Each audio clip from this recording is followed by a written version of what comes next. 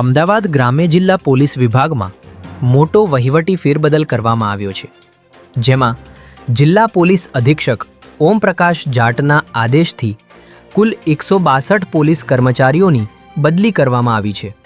ત્યારે આ નિર્ણયથી સમગ્ર જિલ્લા પોલીસ બેડામાં નોંધપાત્ર ફેરબદલ જોવા મળી રહ્યો છે। પોલીસ તંત્રને વધુ સુદૃઢ, સજાગ અને જનકેન્દ્રિત બનાવવાના હેતુથી આ બદલી પ્રક્રિયા હાથ ધરવામાં આવી છે। ત્યારે આ બદલીના આદેશોમાં વિવિધ પોલીસ સ્ટેશન, શાખાઓ અને વિભાગોમાં ફરજ બજાવતા પોલીસ કર્મચારીઓને નવી જગ્યાઓ પર નિયુક્ત કરવામાં આવ્યા છે। અમદાવાદ મ્યુનિસિપલ કોર્પોરેશનમાં ચાલુ નોકરીએથી 20 જેટલા કર્મચારીઓએ સામૂહિક રાજીનામા આપી દેતા સમગ્ર વહીવટી તંત્ર સ્તબ્ધ થઈ ગયું છે। રાજીનામું આપનારા આ તમામ કર્મચારીઓ વર્ગ 3ની કેડરના હોવાનું સામે આવ્યું છે। ત્યારે આ સામૂહિક રાજીનામા પાછળ કોઈ આંતરિક વિવાદ કે તંત્રનો ત્રાસ નથી, પરંતુ કર્મચારીઓનો વ્યક્તિગત વિકાસ જવાબદાર છે।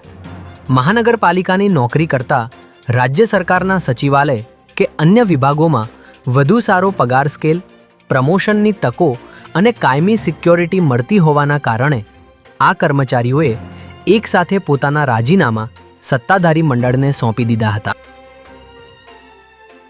ઇન્દિરા બ્રિજ નજીક અમૂલ ડેરી પાસે રાત્રિના સમયે એક ગમખ્વાર અકસ્માત સર્જાયો હતો, જેમાં વરસાદ વચ્ચે એસટી બસના ચાલકે ગફલતભરી રીતે ડાબી બાજુથી કારને ઓવરટેક કરવાનો પ્રયાસ કરતા કારને જોરદાર ટક્કર મારી હતી, જે બાદ આ બસ રોડની વચ્ચે આવેલા ડિવાઈડર પર ચડી ગઈ હતી। આ અકસ્માતમાં કારમાં સવાર એક મહિલા સહિત 2 લોકોને સામાન્ય ઈજાઓ પહોંચી હતી। ત્યારે અચાનક બનેલી આ ઘટનાથી એસટી બસના મુસાફરોના જીવ પણ તાળવે ચોંટી ગયા હતા। કાર ચાલકની ફરિયાદના આધારે જી ડિવિઝન ટ્રાફિક પોલીસે ગુનો નોંધી વધુ તપાસ હાથ ધરી છે।